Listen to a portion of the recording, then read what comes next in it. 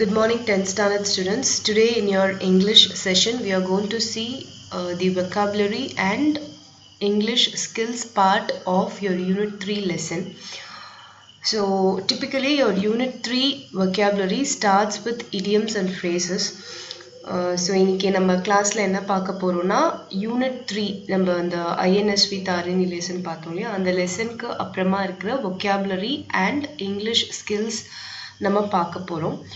So vocabulary வந்து உங்களுக்கு அந்த லெசன்ல வந்து idioms and phrases தான் வந்து கொடுத்திருக்காங்க.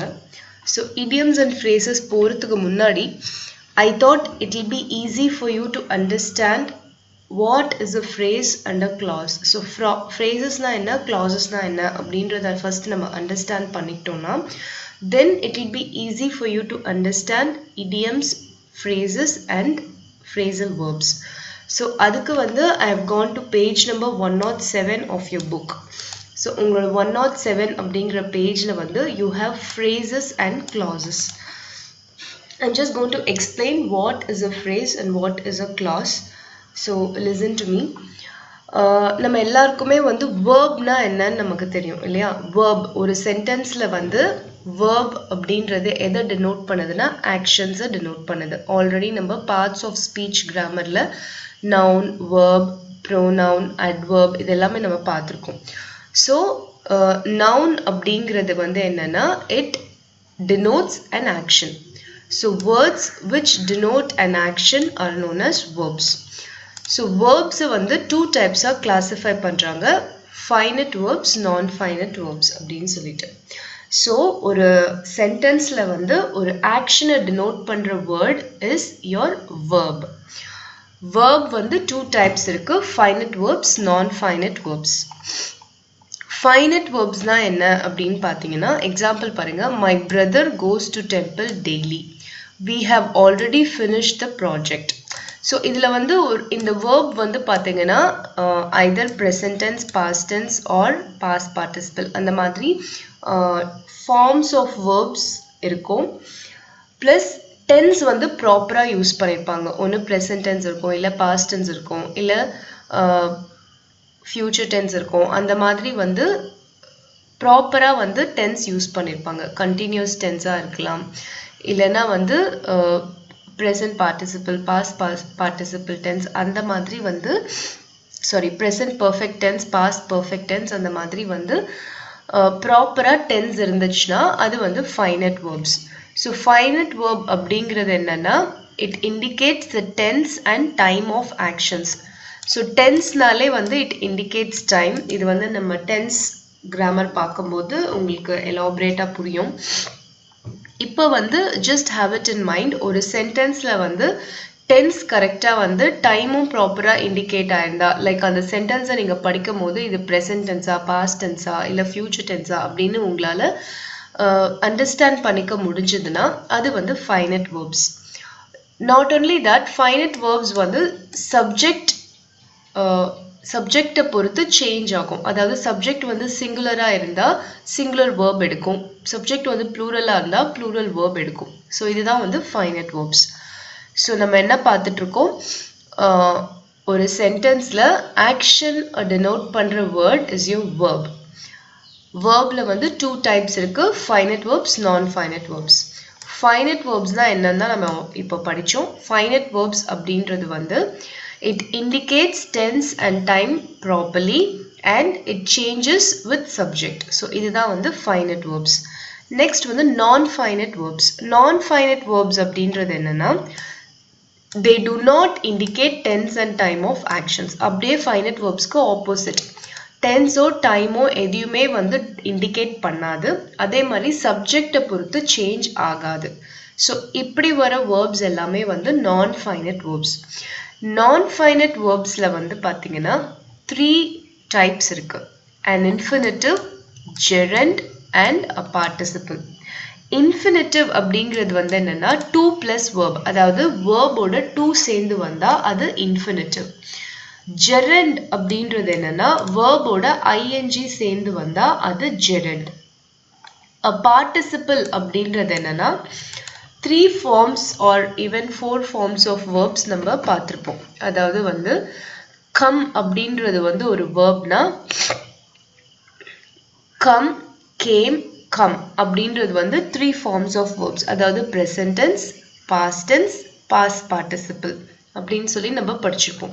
ஸோ அந்த participle form of verb வந்து சென்டென்ஸ்ல வந்ததுன்னா அது வந்து participle. ஸோ இப்போ எக்ஸாம்பிள்ஸ் பாருங்க. My son likes to watch cricket matches. So இதில் வந்து my son likes to watch cricket matches இருக்கு. ஸோ இதில் இந்த to watch அப்படிங்கிறது வந்து infinitive verb.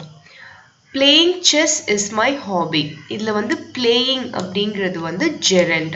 Gerund வந்து நான் சொல்லியிருந்தேன் உங்களுக்கு verb plus ing form வந்தா அது gerund. அதே மாதிரி to plus verb வந்தா அது infinitive. Participle வந்துச்சுன்னா இப்போ இங்க பாத்தீங்கன்னா driven out of the kingdom, the king hid himself in a forest.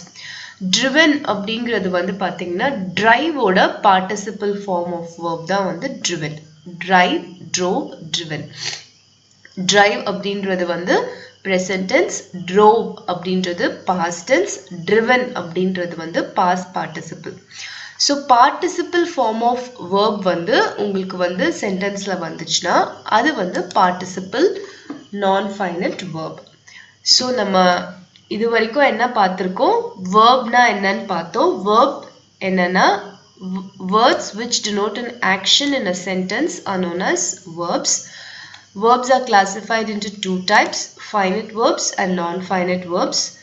Finite verbs indicate tense and time of actions and they undergo a change as and when the subject changes. So finite verbs அப்படிங்கிறது என்னன்னா tense and time indicate பண்ணும் plus subject change ஆகும்போது அந்த verbும் change ஆகும். இது வந்து finite verbs. Non-finite verbs வந்து they do not indicate tense and time and they do not change when subject changes. So singular subject இருந்தா singular plural அந்த மாதிரி எல்லாம் வந்து change ஆகாது. அது non-finite verbs. Non-finite verbsல 3 types இருக்கு. Infinitive, gerund and participle. Infinitive அப்படின்றது verb ஓட to சேர்ந்து வரது infinitive. Gerund வந்து verb ஓட ing form சேர்ந்து வந்தா அது gerund. Participle form of verb வந்து sentenceல வந்தா அது participle. So இது வரைக்கும் வந்து நம்ம verbs ஓட classifications பார்த்தோம். Next we are going to see a phrase. So phrase ஓட examples பாருங்க. An intelligent boy, a costly pen, an interesting story. So இந்த group of words எல்லாமே வந்து phrases தான். இந்த phrasesல வந்து பாத்தீங்கன்னா there will not be a finite verb. ஒரு finite verb வந்து இருக்காது. So phrases அப்படின்னா அப்ப என்ன அப்படின்னு கேட்டிங்கன்னா phrase is a group of words without a finite verb. So phrase அப்படிங்கிறது வந்து they are group of words without a finite verb. So ஒரு finite verb இல்லாம words வந்து group சேர்ந்து வந்தா அதுக்கு பேரு phrase.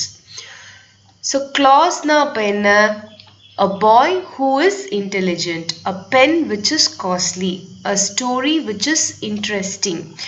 So இது வந்து clause. Clauseல வந்து என்னன்னா clauseம் வந்து group of words தான். But clauseல வந்து ஒரு finite verb இருக்கும். இங்க இந்த sentencesல எல்லாத்துலயுமே பாத்தீங்கன்னா is வந்திருக்கு. So is அப்படிங்கிறது வந்து உங்களோட present tense verb, finite verb. So phraseக்கும் clauseக்கும் என்ன difference? Phrase வந்து they are group of words without a finite verb. Clausesum group of words தான், phrasesum group of words தான். Group of words னா ரெண்டுக்கும் மேற்பட்ட words சேர்ந்து வந்தா group of words. So phraseம் வந்து group of words, clauseம் வந்து group of words. phraseல வந்து finite verb இருக்காது, clauseல வந்து finite verb இருக்கும். So இதுதான் வந்து basic difference between a phrase and a clause. So நீங்க வந்து இப்ப வந்து உங்களுக்கு phrase-னா என்னன்னு புரிஞ்சிருக்கும் இல்லையா? Because நான் இந்த finite verb and non-finite verb இதெல்லாம் உங்களுக்கு புரியறதுக்காக தான் I've gone through this verb-னா என்ன, verb-ஓட types, finite and non-finite. So finite verbs-னா எப்படி இருக்கும், non-finite verbs-னா எப்படி இருக்கும் அப்படின்றத உங்களுக்கு நான் எக்ஸ்பிளைன் பண்ணேன். இப்போ அதை யூஸ் பண்ணி தான் நம்ம phrase and clause வந்து differentiate பண்ணணும். So phrase is a group of words without a finite verb.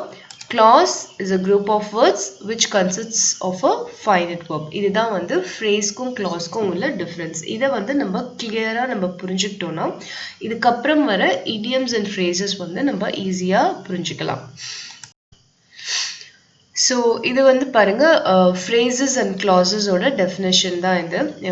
definition-ஆ ஞாபகம் வச்சுக்க வேணாம், just நான் explain பண்றேன், அதை மட்டும் ஞாபகம் வச்சுக்கோங்க.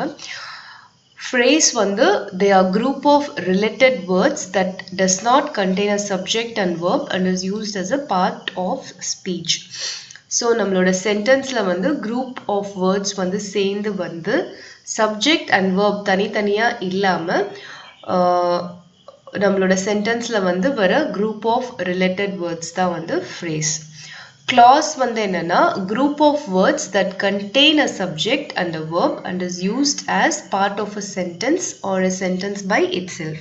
So clause அப்படின்றதுல வந்து subjectம் இருக்கும் verbம் இருக்கும். So subject verb ரெண்டுமே இருந்தா அதுவே ஒரு sentenceஆவும் இருக்கலாம், இல்லனா வந்து sentenceல வந்து ஒரு part of the sentenceஆவும் வரலாம். இதுதான் வந்து clause.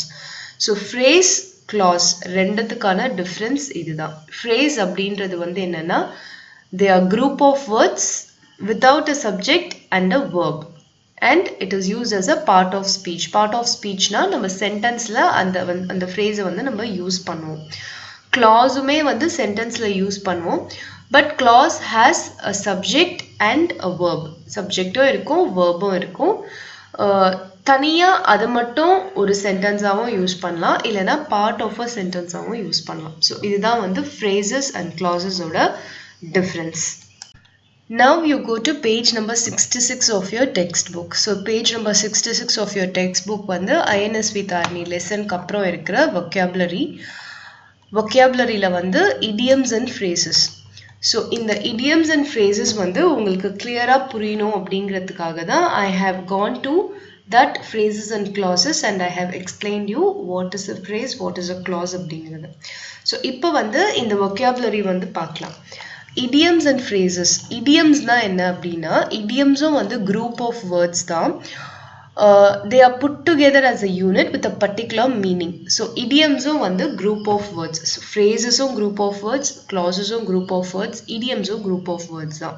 so idioms க்கும் phrase க்கும் அப்ப என்ன வித்தியாசம் அப்படினு கேட்டிங்கனா idiomsல வந்து எப்படி இருக்கும்னா அந்த மீனிங் வந்து நம்ம லிட்டரலா எடுக்க கூடாது. லிட்டரலா என்னன்னா என்ன வேர்ட் இருக்கோ அது அந்த வேர்டோட மீனிங்கை வந்து அப்படியே நம்ம மீன் பண்ணக்கூடாது. Because idioms are used figuratively. figuratively அப்படின்னா என்னன்னா ஒன்று உவமைப்படுத்தியோ இல்லை உருவகப்படுத்தியோ நம்ம சொல்லுவோம் இல்லையா, அதுதான் வந்து figurative speechன்னு சொல்லுவோம். நார்மலாக வந்து போயம்ஸ்லாம் figurative speech நம்ம பார்த்துருப்போம். அதே மாதிரி தான் சென்டென்சஸ்ல வந்து ஃபிகரேட்டிவா நம்ம ஒரு விஷயத்த சொல்றோம், அதாவது இம்ப்ளை பண்ணி அந்த வேர்ட்ஸ்க்கு வந்து வேறொரு மீனிங் இருக்கும். லிட்டரலா அந்த வேர்ட்ஸோட மீனிங் அப்படியே எடுத்துக்காம அதை வந்து வேற ஒன்று டினோட் பண்ணும் அந்த குரூப் ஆஃப் வேர்ட்ஸ். அதுதான் வந்து idioms. எக்ஸாம்பிள் பார்க்கும்போது உங்களுக்கு ஈஸியா புரியும். If one says that the cat is out of the bag, then it does not literally mean the cat is out of the bag, but it has a figurative meaning which means the secret is out. So இப்போ வந்து நம்ம வந்து ஒரு sentence வந்து சொல்றோம், அப்போ வந்து the cat is out of the bag அப்படின்னு சொல்லி நம்ம ஒரு சென்டென்ஸ் சொல்றோம் அப்படின்னா அப்போ என்ன அர்த்தம்? cat is out of the bagனா பேக்குள்ளேருந்து பூனை வெளியே வந்துச்சு அப்படின்ற அர்த்தம் கிடையாது. cat is out of the bag அப்படின்றதோட மீனிங் என்னன்னா ஒரு சீக்ரெட் வந்து வெளிய தெரிஞ்சிருச்சு அப்படின்றது தான் அவங்க வந்து cat is out of the bag அப்படின்றது அப்படின்னு சொல்லி சொல்றாங்க. ஸோ இதுதான் வந்து idiom. ஸோ idiomனா என்ன? group of words used in a sentence which do not mean literally but mean figuratively. So அந்த வேர்ட்ஸ்க்கு வந்து லிட்ரல் மீனிங் எடுக்கக்கூடாது. லிட்ரல் மீனிங்னா அப்படியே அதுக்கு என்ன மீனிங்கோ அதை எடுக்கக்கூடாது. பட் அது என்ன டினோட் பண்ணுது, அது என்ன சொல்ல வருது அப்படின்ற அந்த ஃபிகரேட்டிவ் மீனிங்கை தான் நம்ம எடுக்கிறோம். இதுதான் வந்து idiom. ஸோ இடியம் அப்படிங்கிறது வந்து நம்ம அப்போ மீனிங் வந்து அப்படியே எடுத்தோம்னா கண்டிப்பாக தப்பு பண்ணுவோம். ஸோ இப்போ இன்னும் கொஞ்சம் எக்ஸாம்பிள்ஸ் பாருங்க. Lalitha takes a late night walk in the beach once in a blue moon. So இந்த சென்டென்ஸில் என்ன சொல்கிறாங்கன்னா, லலிதா வந்து லேட் நைட் வாக், பீச்சில் லேட் நைட் வாக் போகிறா once in a blue moon. Once in a blue மூன்னா ப்ளூ கலர் மூன் வரும்போது அவள் வந்து பீச்சில் வந்து நைட் வாக் போவா அப்படின்ற அர்த்தம் கிடையாது. Once in a blue Moon அப்படின்னா என்னைக்காவது ஒரு நாள் அவள் பீச்சில் லேட் நைட் வாக் போவா அப்படின்ற அர்த்தம் தான். So once in a blue Moon அப்படின்னு உங்களோட சென்டென்ஸில் வந்துச்சுன்னா அது வந்து ப்ளூ கலர் மூன் வரும்போது அவள் போவான்ற அர்த்தம் கிடையாது. ப்ளூ கலரில் மூன் கண்டிப்பாக இருக்கவே இருக்காது. ஸோ அந்த மீனிங் கிடையாது. எப்பயாவது ரேராக தான் அவள் வந்து லேட் நைட் வாக் பீச்சில் போவா அப்படிங்கிறது தான் once in a blue Moon அப்படின்னு சொல்லி இண்டிகேட் பண்ணுறாங்க. செகண்ட் பாருங்க, the women cricketers were on the ball in their last over of the match. So ஒரு கிரிக்கெட் மேட்ச்ல லாஸ்ட் ஓவரில் women cricketers were on the ball. On the பால்னா பாலுக்கு மேலே இருந்தாங்க அப்படின்னு அர்த்தம் கிடையாது. they understood the situation well and played well அப்படின்னு அர்த்தம். அதாவது ஆன் த பால் அப்படின்றது என்னன்னா அவங்க வந்து நல்லா விளையாடினாங்க. ஏன்னா அது வந்து லாஸ்ட் ஓவர், அந்த மேட்சோட லாஸ்ட் ஓவர், அதில் நல்லா விளையாடினாதான் அவங்க வந்து வின் பண்ண முடியும். ஸோ அந்த சிச்சுவேஷனை அவங்க அண்டர்ஸ்டாண்ட் பண்ணிட்டு தே பிளேட் வெல் அப்படின்ற மீனிங் தான் on the ball. Literal meaning எடுக்கக்கூடாது. ஆன் த பால் தான் பாலுக்கு மேலே நின்றுட்டு இருந்தாங்க அப்படின்னு சொல்லி எடுக்கக்கூடாது. You have to take the figurative meaning. இந்த சென்டென்ஸில் என்ன அர்த்தம் வருது அப்படின்றத பார்த்து you have to take. So இந்த மாதிரி வர words எல்லாமே வந்து idioms. So once in a blue moon, cat is out of the bag, on the ball, இது எல்லாமே வந்து idioms. Next வந்து phrase. Phrase வந்து நம்ம already படிச்சிருக்கோம். Phraseன்றது என்னன்னா group of words but you have to take the literal meaning. So idiomல வந்து எப்படி literal meaning எடுக்க கூடாதோ, but phraseல வந்து என்ன மீனிங்கோ அதை அப்படியே எடுத்துக்கலாம். அது வந்து ஃப்ரேஸ். ஸோ இதுதான் வந்து இடியம்ஸ் அண்ட் ஃப்ரேசஸ்க்கு உள்ள டிஃப்ரென்ஸ். ஃப்ரேசஸோட மீனிங் பாருங்க. நான் சொன்ன மாதிரி ஆல்ரெடி நம்ம ஃப்ரேஸ் பார்த்தோம் இல்லையா, அதே மாதிரி தான். It can be long or short but it does not include subject verb pairing. So subject verb அந்த மாதிரியெல்லாம் எதுவும் ஃப்ரேஸில் வராது. குரூப் ஆஃப் வேர்ட்ஸ் தான். லிட்ரல் மீனிங் நம்ம எடுத்துக்கணும். ஃபார் எக்ஸாம்பிள் லுக்கிங் ஸ்டன்னிங் அப்படின்றது ஒரு phrase. To live and breathe அப்படின்றது ஒரு ஃப்ரேஸ். கம்ஃபர்டபுள் பெட் அப்படின்றது வந்து ஒரு phrase. So 2 or more words வந்துச்சுன்னா விதவுட் சப்ஜெக்ட் விதவுட் வேர்ப் வந்ததுன்னா in a sentence that is called phrase. So இப்போ இடியம்ஸ் ஃப்ரேசஸ் வந்து உங்களுக்கு கிளியராக தெரிஞ்சிருக்கும். இப்போ வந்து ஃப்ரேசஸ்க்கு இன்னும் கொஞ்சம் எக்ஸாம்பிள் பாருங்க. Next week Prashanth has plan to visit the countryside. அப்படின்னா என்னன்னா கண்ட்ரி சைட்னா வில்லேஜ். ஸோ நெக்ஸ்ட் வீக் வந்து பிரசாந்த் வந்து வில்லேஜ்க்கு போகிறதா வந்து பிளான் பண்ணியிருக்கான். ஸோ அதுதான் இந்த இதில் மீன் பண்ணுறாங்க. The child hid under the stairs when the mother called her for a bath. So இங்கே வந்து under the stairs அப்படிங்கிறது வந்து phrase. So under the stairs அப்படின்றது வந்து என்னது, group of words, no subject, no verb. So இது வந்து உங்களோட phrase. ஸோ இதுதான் வந்து idioms and phrasesக்கு உள்ள differences. ஸோ இந்த differences நல்லா அண்டர்ஸ்டாண்ட் பண்ணிக்கிட்டோம்னா நம்ம வந்து இதுக்கப்புறம் வர எக்ஸசைசஸ் வந்து நம்ம ஈஸியாக பண்ணலாம். நெக்ஸ்ட் வந்து பாருங்க phrasal verb. Phrasal verb அப்படின்றது என்னன்னா it's an idiomatic phrase consisting of a verb and another element, typically an adverb or a preposition or both, the meaning of which is different from the meaning of its separate parts. அதாவது phrasal verb அப்படின்றது வந்து என்னன்னா idiomatic phrase, இடியமும் ஃப்ரேஸும் காம்பினேஷன்ல வரும். phrasal verb பேர்லயே இருக்கு phrasal verb. phrasal verbல வந்து verb கண்டிப்பா வரும், பிளஸ் ஒரு ப்ரிப்போசிஷனோ இல்ல ஒரு அட்வர்போ சேர்ந்து வந்தா அது வந்து phrasal verb. நம்ம முன்னாடியே பார்த்திருக்கோம் phrasல வந்து verb வராது, பட் phrasal verbல வந்து ஒரு verbும் adverbும் இல்ல verbும் preposition இது சேர்ந்து வந்தா சேர்ந்து வர idiomatic phrase தான் வந்து phrasal verb. எக்ஸாம்பிள் பாருங்க.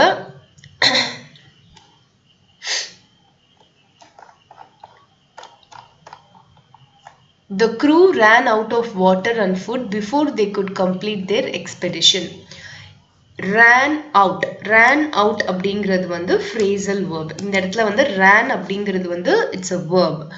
So ran out அப்படின்றது என்னன்னா காலி ஆயிடுச்சு அப்படின்றது தான் ran out. Ran outனா தீந்து போயிடுச்சு, கம்ப்ளீட்டா யூஸ் பண்ணிட்டாங்க அப்படின்றது தான் வந்து ran out.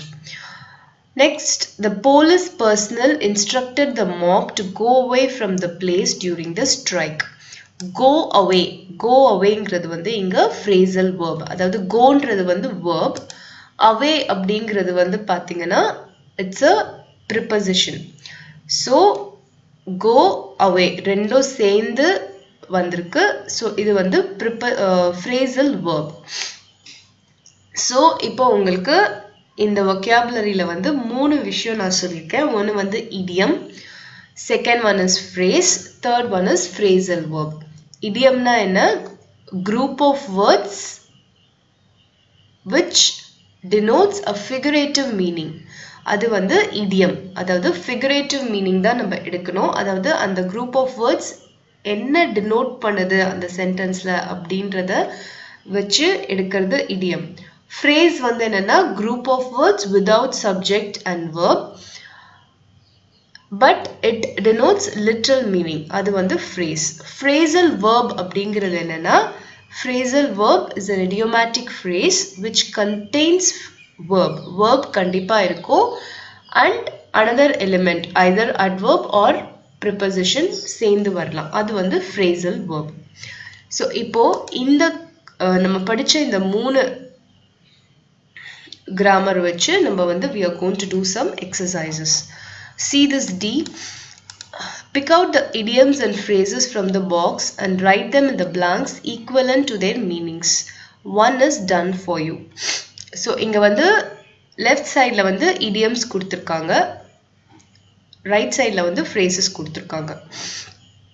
நான் முன்னாடியே சொன்ன idioms வந்து figurative meaning. So இதுக்கு என்ன மீனிங்கோ அதை வந்து இங்க இருந்து எடுத்து எழுதணும். அதே மாதிரி phrases-க்கு என்ன மீனிங்கோ அதை இங்க இருந்து எடுத்து எழுதணும். phrases வந்து literal meaning, but whereas idioms வந்து figurative meaning. So அதை பார்த்து நம்ம எழுதணும். இங்க பாருங்க, first one வந்து competent. competent அப்படின்னா என்னன்னா competent அப்படிங்கிறது வந்து என்னன்னா தகுதியா இருக்காங்க அப்படின்றது தான் வந்து competent அப்படின்னு சொல்லுவாங்க. So competent ஓட idiomatic expression வந்து on the ball. On the ball is the idiom which means competent. அதாவது நல்லா விளையாடுனாங்க, தகுதியா விளையாடுனாங்க அப்படிங்கிறது தான் வந்து அதனோட மீனிங். நெக்ஸ்ட் வந்து பாருங்க phrase. phraseல first one வந்து to meet or find by chance. So நம்ம வந்து யாரையாவது ஒரு பை சான்ஸ் நம்ம மீட் பண்றோம், அதாவது நம்ம பிளான் பண்ணி மீட் பண்ணாம தற்செயலா ஒருத்தரை வந்து நம்ம மீட் பண்றோம். அதுக்கு என்ன phrase நம்ம யூஸ் பண்ணுவோம் அப்படின்னு பாத்தீங்கன்னா, இங்க என்ன இருக்கோ அதுல எது வந்து கரெக்டா இங்க சூஸ் ஆகும், கரெக்டா மேட்ச் ஆகுமோ அதை வந்து எடுத்து எழுதணும். So to meet or find by chance, நான் வந்து பை சான்ஸ் ஒருத்தரை மீட் பண்றேன் அப்படின்னா அதுக்கு எது கரெக்டா வரும்? come across. So இந்த மாதிரி இருக்கிற மீதி எல்லாமே வந்து நீங்க you have to finish. So இது வந்து பாத்தீங்கன்னா become more confident in expressing oneself. become more confident in expressing oneself. அதாவது வந்து நம்ம வந்து பேசுறதுல வந்து பயங்கர கான்ஃபிடென்ட்டா பேசுறோம் அப்படின்றது தான். ஸோ அதுக்கான idiomatic expression இங்க இருந்து எதை எடுக்கலாம் அப்படின்னு யோசிச்சு பாருங்க. யோசிச்சு இங்க எடுத்து எழுதணும். So find one's voice. find one's voice தான் வந்து இங்க வர கரெக்டான idiomatic expression. ஸோ இந்த எக்ஸசைஸ் வந்து நீங்க பண்ணுங்க, உங்களோட ஓனா நீங்க ட்ரை பண்ணி பண்ணுங்க. என்னோட ஆன்சர்ஸ் வந்து நான் இந்த வீடியோட எண்ட்ல கொடுத்துருக்கேன். கஷ்டமா இருந்ததுன்னா அதை ரெஃபர் பண்ணிக்கோங்க. But as for us possible நான் சொல்லி கொடுத்ததை வச்சு நீங்களே வந்து இதை ட்ரை பண்ணுங்க. phrase பாருங்க செகண்ட் ஒன் கூட நான் உங்களுக்கு ஹெல்ப் பண்றேன். to exercise அப்படின்னா என்ன? எக்ஸசைஸ் பண்றது. ஸோ எக்ஸசைஸ் பண்றது வந்து லிட்ரல் மீனிங் தான் phrase. அப்போ என்ன வரும்? ஒர்க் அவுட் தான் வந்து இந்த இடத்துல வரும். to exerciseக்கு phrasal meaning வந்து work out. to become more confident in expressing oneself அதுக்கு idiomatic meaning வந்து find one's voice. ஸோ இந்த மாதிரி இருக்கிற மீதி 3 இடியம்ஸில் இருக்க 3 ஃப்ரேசஸில் இருக்க 3 நீங்கள் ஒர்க் பண்ணுங்க. உங்களோட ஓனாக ஒர்க் பண்ணிவிட்டு ஆன்சர்ஸ் வந்து வீடியோட எண்டில் நான் கொடுத்துருக்கேன், அதனோட நீங்கள் செக் பண்ணிக்கோங்க. Next is your exercise. Read the given sentences carefully and fill in with appropriate phrasal verbs. So இது வந்து phrasal verbs வச்சு யூஸ் பண்ற exercise. இங்க வந்து phrasal verbs கொடுத்திருக்காங்க. இதை வச்சு நம்ம இந்த கீழே இருக்கிற sentences fill up பண்ணணும். The air hostess instructed the passengers to wear the seat belts during the dash. So air hostess என்ன பண்ணுறாங்க? பேசஞ்சர்ஸை வந்து சீட் பெல்ட்ஸை போட்டுக்கோங்க அப்படின்னு சொல்லி இன்ஸ்ட்ரக்ட் பண்ணுறாங்க. எப்போ அப்படின்னா during the take off, flight எப்போ டேக் ஆஃப் ஆகுமோ அப்போ தான் வந்து ஏர் ஹோஸ்டர்ஸ் வந்து இன்ஸ்ட்ரக்ட் பண்ணுவாங்க. ஸோ டேக் ஆஃப் அப்படின்றது வந்து ஒரு ஃப்ரேசல் வேர்ப், அதாவது டேக் அப்படின்றது வந்து வேர்ப், ஆஃப் அப்படின்றது வந்து ப்ரிப்போசிஷன். ஸோ ரெண்டும் சேர்ந்து வந்திருக்கிறதுனால it's a phrasal verb. So இந்த இடத்துல வந்து டேக் ஆஃப் அப்படின்னு சொல்லி வரும். Venkat felt happy to get along with the neighbors in the new locality. So Venkat வந்து ஹாப்பியா இருந்தான். எப்போன்னா அவனோட புதுசா போன இடத்துல அவனோட நெய்பர்ஸோட பழகும் போது அவன் ஹாப்பியா இருந்தான். ஸோ கெட் அலாங் வித் அப்படிங்கிறது தான் இங்க வர phrasal verb. ஸோ 1 and 2 நான் உங்களுக்கு பண்ணி காமிச்சிருக்கேன். 3, 4 and 5 நீங்க பண்ணுங்க. இதோட ஆன்சர்ஸும் வீடியோட எண்டில் இருக்கு. நீங்க வந்து ஃபர்ஸ்ட் இதை நீங்களே ட்ரை பண்ணுங்க ஃபில்அப் பண்ணுறதுக்கு. உங்களுக்கு ஆன்சர்ஸ் வந்து கரெக்டாக இல்லையான்னு செக் பண்ணிக்கிறதுக்கு வீடியோட எண்டில் யூ கேன் ஜஸ்ட் லிசன், அதை பார்த்து நீங்கள் ஆன்சர்ஸ் வந்து கரெக்டாக இல்லையான்ட்டு செக் பண்ணிக்கலாம். நெக்ஸ்ட் வந்து F. Read the given passage carefully and fill in the blanks with suitable phrasal verbs from the help box. So இங்கே நிறைய phrasal verbs கொடுத்துருக்காங்க. இந்த பேராகிராஃப் வந்து நீங்கள் கரெக்டாக எடுத்து ஃபில் பண்ணணும். இதுவும் வந்து நீங்கள் ட்ரை பண்ணுங்க. ஆன்சர்ஸ் வந்து வீடியோட எண்டில் நான் கொடுத்துருக்கேன். நீங்கள் வந்து you can check with the answers once you complete this exercise. Next is your speaking. ஸ்பீக்கிங்கில் வந்து இன்னைக்கு உங்களுக்கு வந்து சொல்லியிருக்கிறது பார்த்தீங்கன்னா ஸ்டோரி டெல்லிங். ஸ்டோரி டெல்லிங் அப்படின்றது என்ன? கதை சொல்கிறது தான் story telling. So it's a very interesting speaking topic. So story telling வந்து பார்த்தீங்கன்னா இட் இஸ் அன் ஆர்ட். ஒரு ஸ்டோரியை வந்து அழகாக சொல்கிறது அப்படின்றது வந்து இட்ஸ் அன் ஆர்ட். ஸோ அது வந்து நீங்கள் சொல்கிற ஸ்டோரி வந்து it has to engage people. இப்போ நம்ம சின்ன குழந்தைங்களுக்குலாம் வந்து கதை சொல்லுவோம் இல்லையா? ஸோ அப்போ என்ன ஆகும்? அவங்க வந்து ரொம்ப இன்ட்ரெஸ்டிங்காக அந்த கதையை கேட்பாங்க.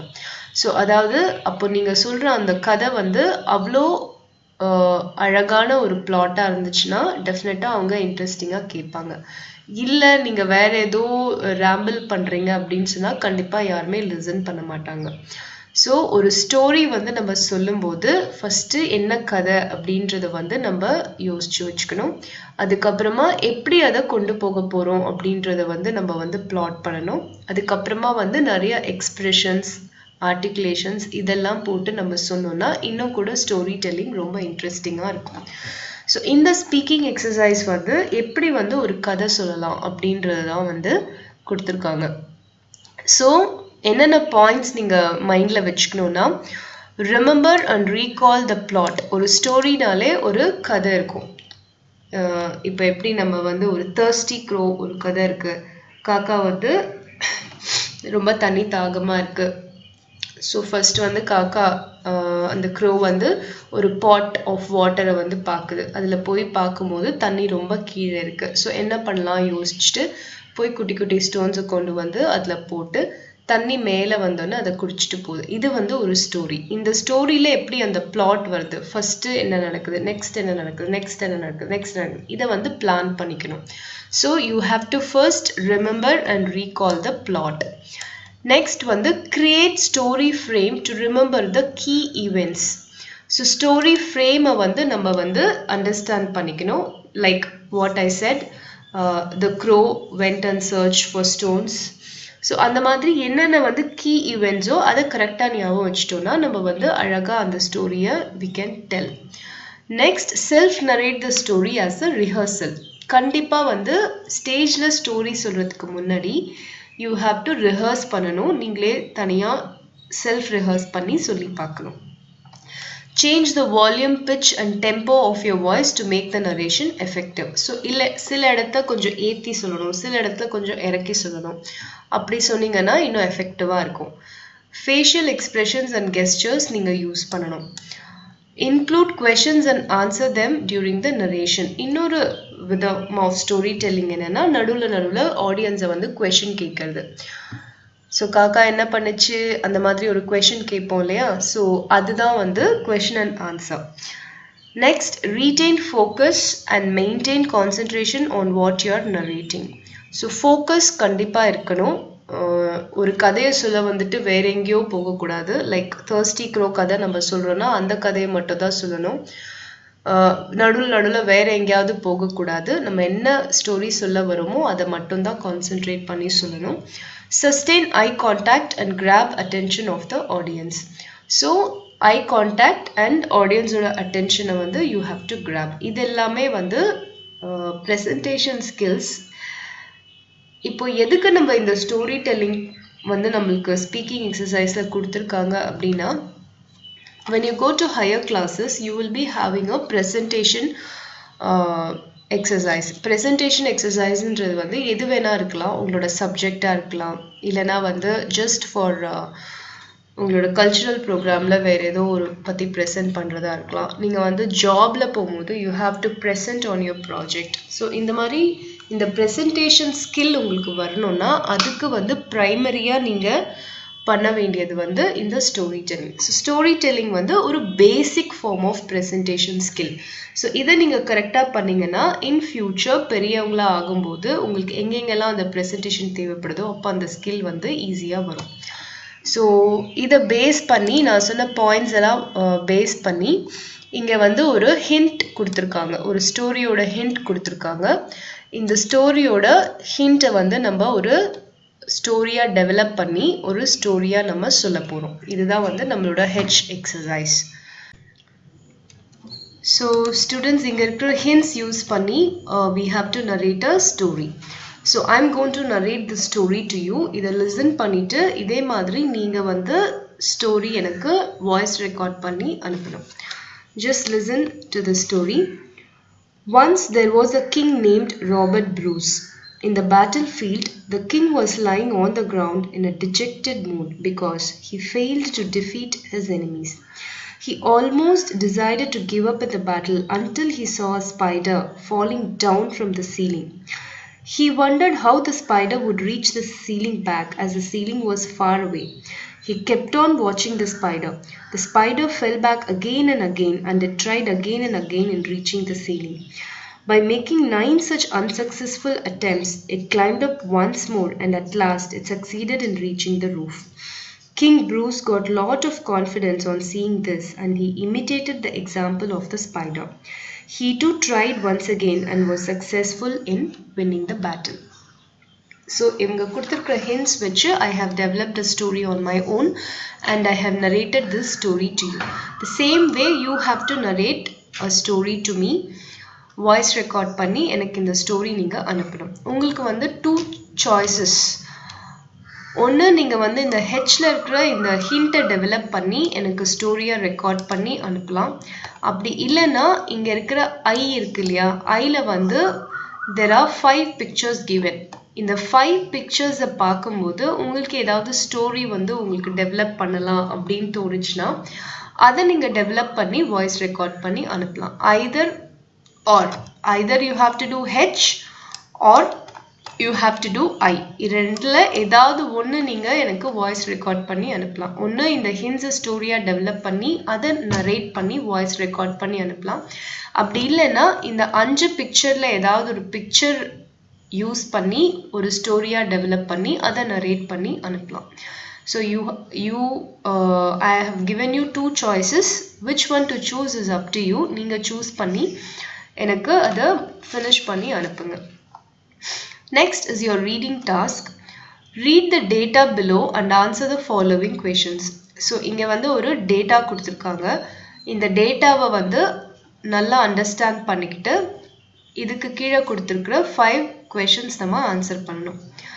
இதில் என்ன கொடுத்துருக்காங்க பாருங்க, எம்பவர்ட் உமன் பற்றின டேட்டா கொடுத்துருக்காங்க. Percentage of women at work. So எவ்வளோ பர்சன்டேஜ் ஆஃப் உமன் எந்தெந்த ஒர்க்கில் இருக்காங்க அப்படின்றது கொடுத்துருக்காங்க. 46% ஆஃப் உமன் வந்து ஹோம் மேக்கராக இருக்காங்க. Blue colour indicates home maker. Orange color 8% indicates logistics ஃபீல்டில் 8% ஆஃப் உமன் ஒர்க் பண்ணுறாங்க. 3% purple color indicates information technology. IT field 3% of women employee ஆயிருக்காங்க. 11% yellow indicates administration and HR, human resources தான் HR சொல்லுவோம், அது 11%.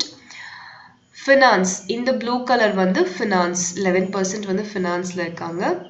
2% வந்து green colorல இருக்குல்ல, அது வந்து earth moving workshopல இருக்காங்க. இந்த ப்ளூ கலர் வந்து என்விரான்மெண்டல் ஃபீல்டில் 3% இருக்காங்க. மெடிசன் ஃபீல்டில் 13% இருக்காங்க. அண்ட் டெக்னிக்கல் ஃபீல்டில் 3% இருக்காங்க. ஸோ இதுதான் வந்து டேட்டா. இந்த டேட்டாவை பேஸ் பண்ணி இங்கே கொடுத்துருக்கிற சூஸ் த கரெக்ட் ஆன்சர் நீங்கள் ஃபினிஷ் பண்ணணும். ரீடிங் வந்து ரொம்ப ரொம்ப இம்பார்ட்டண்ட்டான task from the exam perspective. ஏன்னா வந்து உங்களுக்கு பேராகிராஃப் கொடுத்துட்டு அதை ரீட் பண்ணி கொஷின்ஸ் கேட்பாங்க. இந்த மாதிரி டேட்டா கொடுத்துட்டு அதை ரீட் பண்ணி கொஷின்ஸ் கேட்பாங்க. ஸோ எக்ஸாம் பெர்ஸ்பெக்டிவில் this is very very important and very very easy to score good marks. So நான் உங்களுக்கு எக்ஸ்பிளைன் பண்ணியிருக்கேன் என்ன டேட்டான்னு. இதை பேஸ் பண்ணி இந்த 5 கொஷின்ஸ் நீங்கள் ஆன்சர் பண்ணுங்கள் ஆன் யுவர் ஓன். இதோட ஆன்சர்ஸ் வந்து வீடியோட எண்டில் நான் கொடுத்துருக்கேன். ஒன்ஸ் ஃபினிஷ் பண்ணிவிட்டு ஆன்சர்ஸ் வந்து க்ராஸ் செக் பண்ணிவிட்டு எனக்கு அனுப்பி வைங்க.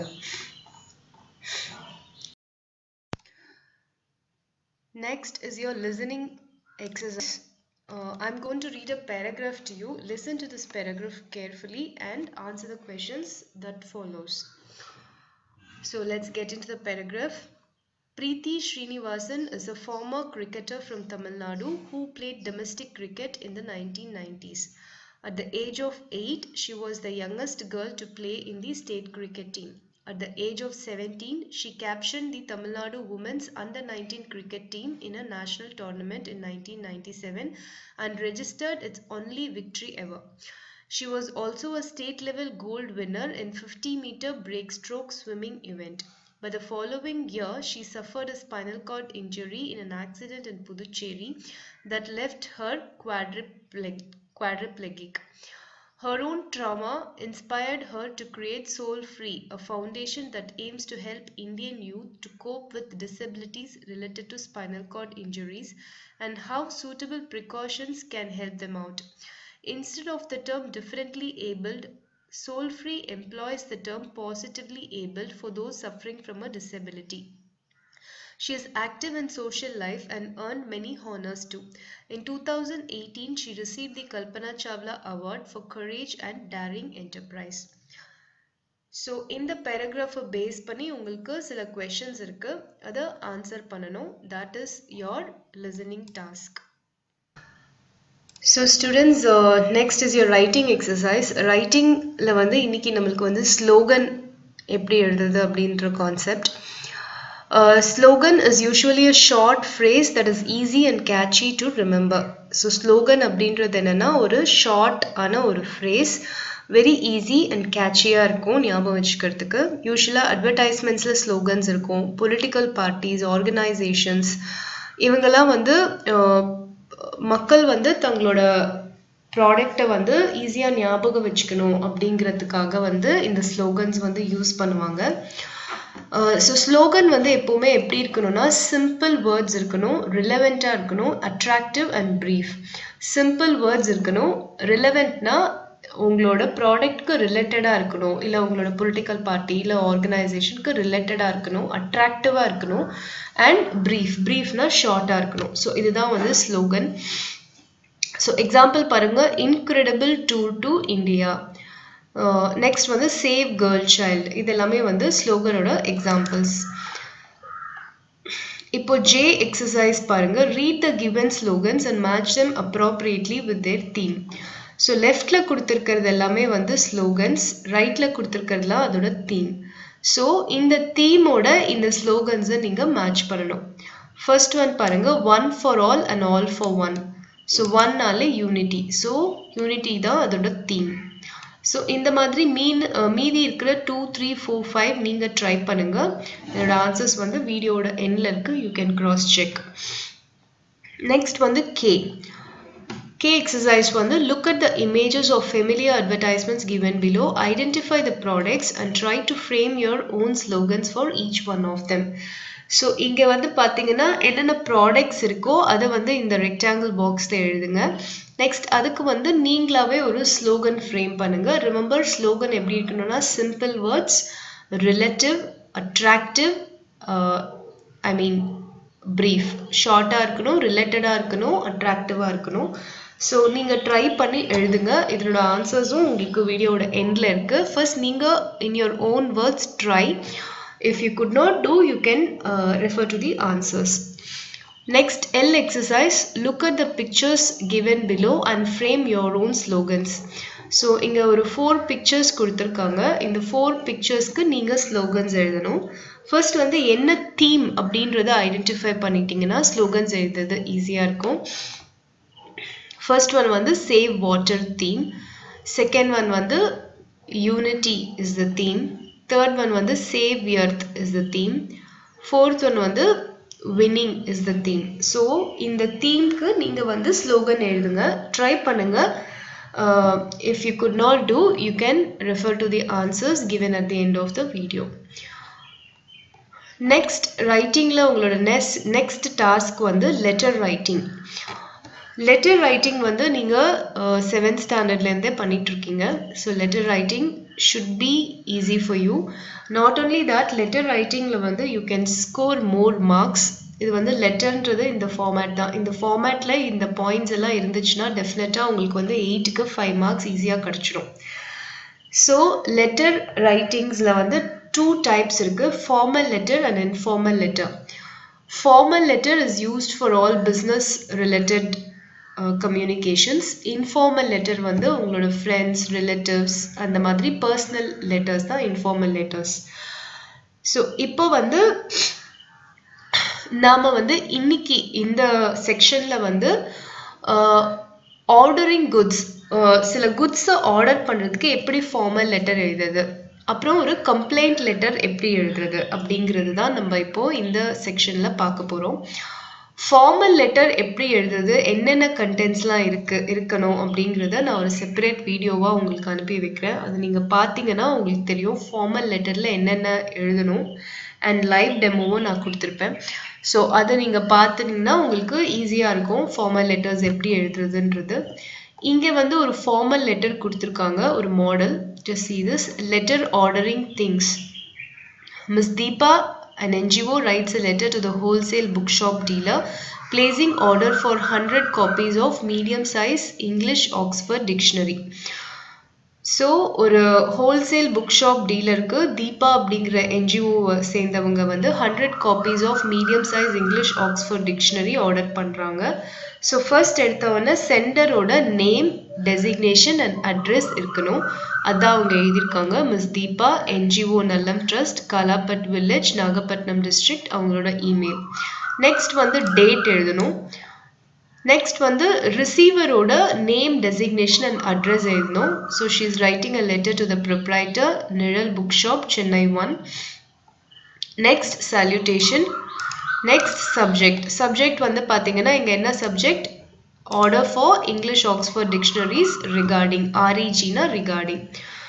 நெக்ஸ்ட் வந்து body of the letter. Body of the லெட்டரில் தான் வந்து நம்ம என்ன வேணுமோ அதை வந்து எழுத போகிறோம், content. On reading the discount provided by your shop in the advertisement of yesterday's newspaper, I would like to place an order for 100 copies of medium-sized English Oxford Dictionary in your shop. I need the copies within a week, so let me know the estimation for the bulk order placed as early as possible. So இது வந்து body of the letter, இது வந்து closing paragraph. So அவங்களுக்கு வந்து 100 copies வந்து தேவைப்படுது medium size English Oxford dictionary. அவங்க வந்து அட்வர்டைஸ்மெண்ட் பார்த்துட்டு தான் இந்த லெட்டர் எழுதுகிறாங்க அண்ட் ஒரு வாரத்தில் அவங்களுக்கு வேணும். ஸோ இந்த ஆர்டருக்கான எஸ்டிமேஷன் எவ்வளோ ஆகுதுங்கிறத எனக்கு உடனே தெரிவிங்க அப்படிங்கிறாங்க. நெக்ஸ்ட் வந்து தேங்கிங் யூ, அது வந்து காம்ப்ளிமெண்ட்ரி க்ளோஸ். yours faithfullyங்கிறது சப்ஸ்கிரிப்ஷன். நெக்ஸ்ட் சென்டரோட நேம், டெசிக்னேஷன் இருந்தால் டெசிக்னேஷன். ஸோ இதுதான் வந்து உங்களோட format of formal letter. Formal லெட்டரில் இந்த பாயிண்ட்ஸ் எல்லாம் இருந்து பாடி ஆஃப் த லெட்டரில் உங்களுக்கு சென்டென்ஸ் அந்த அளவுக்கு ஃப்ரேம் பண்ண தெரியலனா கூட ஒன்றும் ப்ராப்ளம் இல்லை, ஈஸியாக 5 மார்க்ஸ் வாங்கிடலாம். பாடி ஆஃப் த லெட்டரும் அழகாக சென்டென்ஸ் ஃப்ரேம் பண்ணிங்கன்னா ஈஸியாக வந்து 8 மார்க்ஸ் உங்களுக்கு லெட்டரில் கிடச்சிடும். ஸோ இதை வந்து ப்ராக்டிஸ் பண்ணுங்கள். ப்ளஸ் நான் வந்து உங்களுக்கு வந்து டெமோவும் ஒரு video. Next, see this complaint letter. After receiving the order, Deepa finds that some of the dictionaries are damaged. So she writes the following letter of complaint. So complaint letterum வந்து it's a formal letter தான். So formal letterல என்னென்ன contents இருக்கணுமோ அது எல்லாமே இருக்கணும். Sender's address and name இருக்கணும், date இருக்கணும், receivers name, designation and address இருக்கணும். நெக்ஸ்ட் வந்து salutation. Next subject. Subjectல வந்து complaint about damaged dictionaries regarding.